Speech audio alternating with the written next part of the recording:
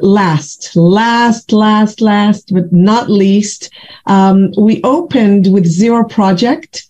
And one of the things Michael Pichler was speaking about is a best example, is one of really the best practices dealing with inclusive employment that was presented at Zero Project.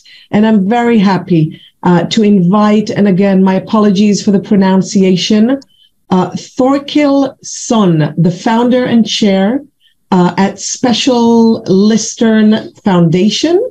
And he's going to share with us inclusive employment of neurodivergent people. Thank you very much for staying so late. And please, I'm looking forward to hear from you. Please. Thank you, Michelle, for this opportunity to share my experience with you. I'll make it brief because I could talk for hours, but you'll get an appetizer here. So I was a traditional businessman and had a traditional family life when my younger son was diagnosed as autistic at the age of 3. And as many other parents, we were kind of shaken. We were really worried.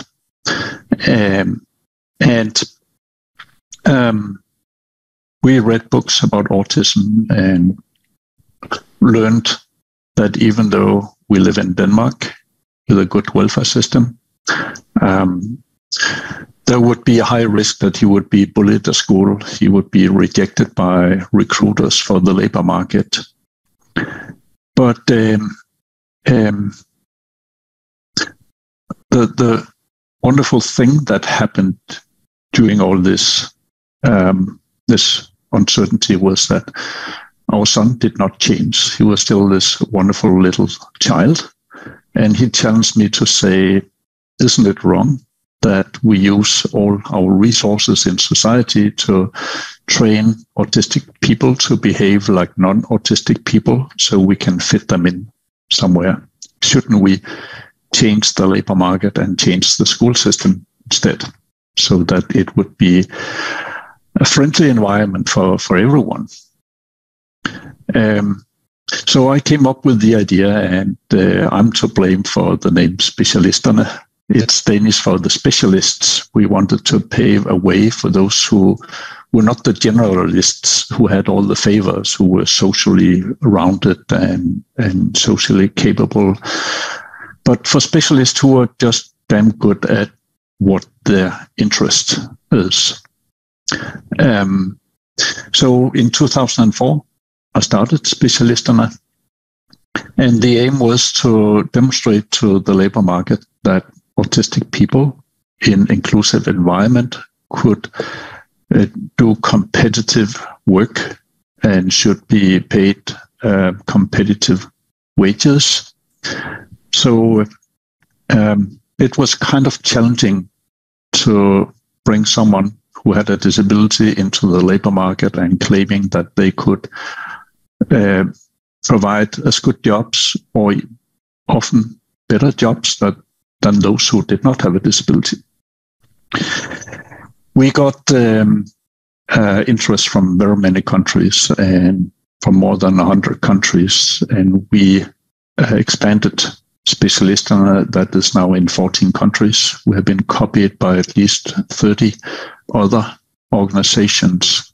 We have helped big companies like SAP, Microsoft, IBM, and many others to engage on this journey on hiring autistic and neurodivergent persons. And more than 100 of the big multinational companies have started programs like this. So we are on a good track. I should say that the neurodivergent persons, that's a new term. It kind of takes another angle to saying that there are people in our systems, in our labor markets, in our school system, who have all the favors because they represent the majority. And it is the majority that sets the rules and forms the procedures. And then there's those who are outside these mainstream procedures. And these are the neurodivergent persons. And often they are getting diagnoses like autism, ADHD, dyslexia, not necessarily because there's something wrong with them, but because they are not part of the majority that is the basis for all the processes that are in place. We have demonstrated, and it has been documented, that employers, they get real value for money by engaging in hiring programs for autistic and neurodivergent persons. There are three major benefits. First, they get the job done, and they tap into an untapped pool of resources because unemployment rate is about 80% today. So there's a gold mine of talent to dig into. Second benefit is that it makes the whole organization or workplace perform better because it creates an engagement. There's a more of a purpose feeling. There's a higher retention rate among co-workers. And that has a financial benefit for companies. The third benefit is that the company will become more attractive to the future workforce because they seek companies who have a purpose beyond making money, but also they seek managers who are good at managing people. And it has also been documented that you can become a better manager and a better leader by managing neurodivergent persons.